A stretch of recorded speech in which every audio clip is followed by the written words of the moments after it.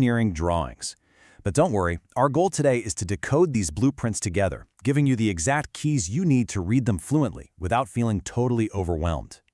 Right off the bat, think about this fundamental challenge for a second. How do you perfectly communicate a highly complex, multidimensional 3D idea on a completely flat 2D sheet of paper?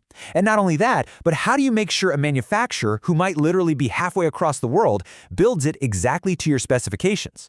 Well, the answer relies on a very strict, standardized visual language.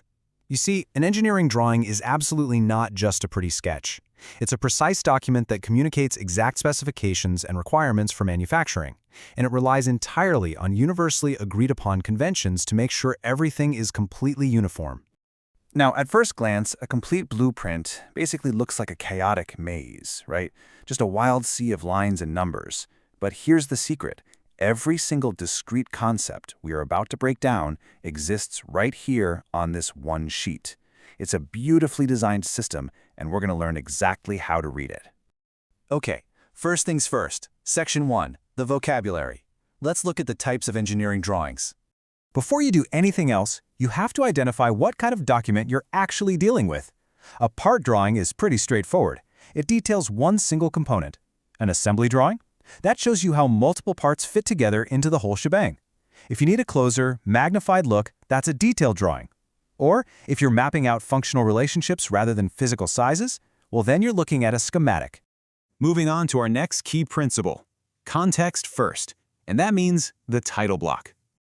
Listen, before you even attempt to interpret the shapes in the center of the page, you absolutely must look at the bottom corner. This title block is your critical metadata.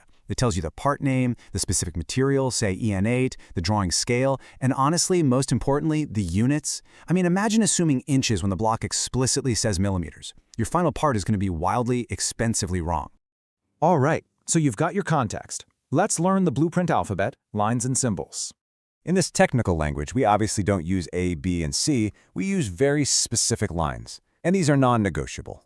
A continuous thick line? That's a visible outline. What about a dashed line? That represents a hidden edge that's blocked from your current angle. And a center line indicates axes or symmetry. Every single line on that page is speaking directly to you. And right alongside those lines, we have standard symbols. Think of these as our punctuation marks. A circle with a diagonal slash means diameter. R simply means radius. There are really specific visual icons for things like countersinks, counterbores, and depth. Once you memorize these, the whole drawing really does start to read just like a book. So, we have the alphabet. Now, let's tackle the grammar, views and dimensions. Remember our first question about accurately representing a 3D object in 2D? We do this through something called orthographic projection. It sounds super technical, but it really just flattens our 3D object into specific, totally predictable 2D views. You're typically going to see a top view, sometimes they call that the plan, right alongside a front principal view and a side view.